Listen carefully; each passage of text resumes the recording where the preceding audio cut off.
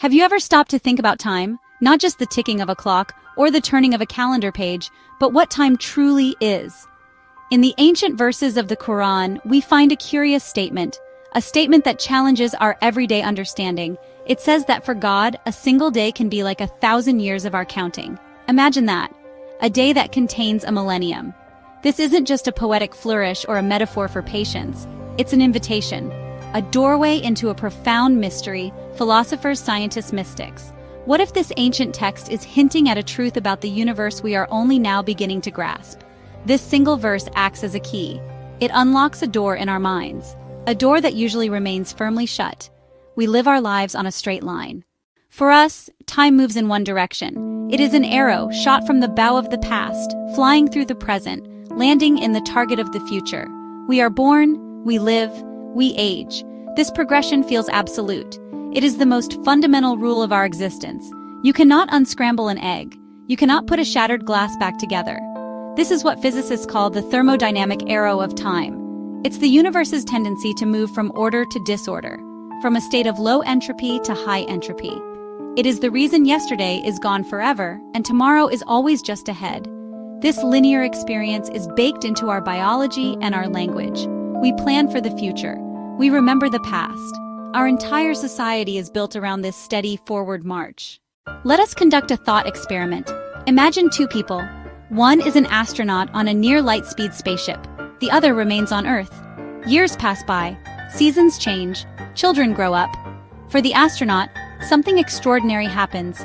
Time slows down. For every decade on Earth, maybe only a year for them. The astronaut returns younger than friends and family. This isn't fantasy. It's a proven consequence. Time dilation. Einstein predicted it. Time isn't a rigid ruler. It's like elastic, stretched and squeezed by motion. And by gravity. The faster you move through space, the slower you move through time. Stronger gravity makes clocks tick slower. This has been experimentally verified. GPS satellites must adjust their clocks. This shatters the idea of a single universal now. There is no cosmic clock for everyone. Let's dive a little deeper into the mind of Albert Einstein.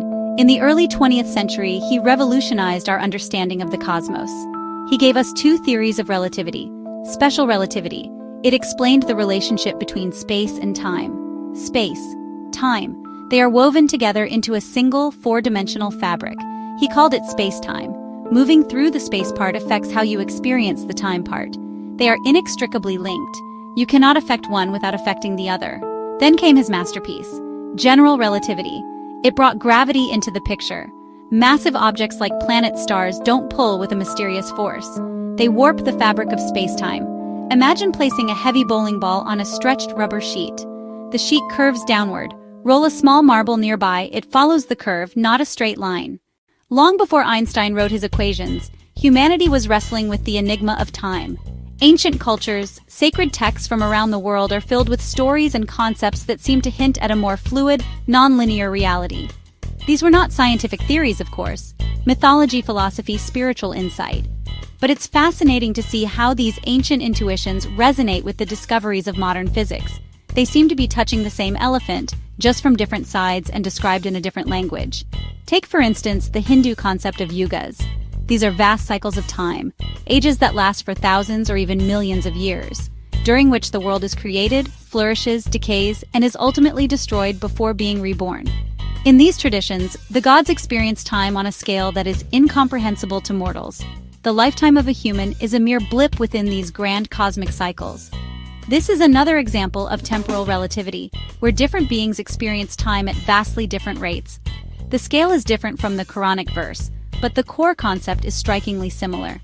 We find similar ideas in folklore and mythology worldwide. Think of the stories of people who wander into a fairy mound or a magical forest. They spend what feels like a single night feasting and dancing, only to emerge and find that 100 years have passed in the outside world. From Rip Van Winkle in American folklore to the Japanese tale of Urashima Taro, this theme of time dilation is a recurring motif. Returning to the Quran, the verse stating a day with your Lord is like 1,000 years. 1,000 years is not an isolated curiosity. The theme of time's elasticity appears elsewhere. Another verse mentions a day measured as 50,000 years mentioned with angels, the spirit ascending to God. This variation is significant. Temporal relativity isn't a single fixed ratio. It could vary with context with the observer or with location in a spiritual or dimensional sense. Are these different timescales pointing to different dimensions or realms? Just as gravity alters time in our universe, perhaps non-physical realities have different temporal frequencies. The text offers glimpses, not a scientific manual. A cosmos where time isn't a single road, but a complex network of pathways. Modern physics is no stranger to the idea of hidden dimensions. String theory, one of the leading candidates for a theory of everything, proposes that the universe doesn't just have the 3 dimensions of space and 1 of time that we experience. It suggests there may be as many as 10 or 11 dimensions in total. So where are these extra dimensions? The theory suggests they are curled up, compactified into a size so infinitesimally small that we cannot perceive them with our senses or our current instruments. They exist at every point in space, but they are hidden from our view. Imagine a garden hose. From a great distance, it looks like a one-dimensional line, but as you get closer, you realize it has a second dimension. You can move along its length, but you can also move around its circumference. String theory suggests that these extra dimensions of space are curled up in a similar way. They are all around us, but we are too big and our energy is too low to notice them. Now let's apply this idea to time. What if time itself has more than one dimension? Our arrow of time that we experience as a linear progression could be just one slice of a much more complex temporal landscape. Perhaps a second dimension of time would allow for movement sideways in time, or for different timelines to exist in parallel. This is highly speculative, of course, but it opens up a conceptual space where phenomena like a divine day lasting 1,000 years make a different kind of sense. It is crucial to approach this exploration with the right mindset. We are not trying to prove the Qur'an with science, nor are we trying to use scripture to dictate scientific truth. To do so would be a disservice to both. Religion and science are 2 different ways of knowing, 2 different languages for describing reality. Science provides us with testable models and mathematical descriptions of the physical world. Religion and philosophy provide us with meaning, purpose, and a framework for grappling with the great why questions of existence. Our purpose here is one of philosophical curiosity. It is to notice the fascinating resonance between 2 very different fields of human thought. So we come full circle, back to our starting point, a single verse, a day like 1,000 years. We have journeyed through Einstein's curved space-time, hidden dimensions, and ancient whispers of myths and scriptures. We have seen that our simple, intuitive feeling of time as a steady, universal river is an illusion. The universe, it seems, has a far more complex and flexible relationship with time. What is time, then? Is it the 4th dimension of space-time, as Einstein described? Is it a product of entropy, the universe's inevitable slide into disorder?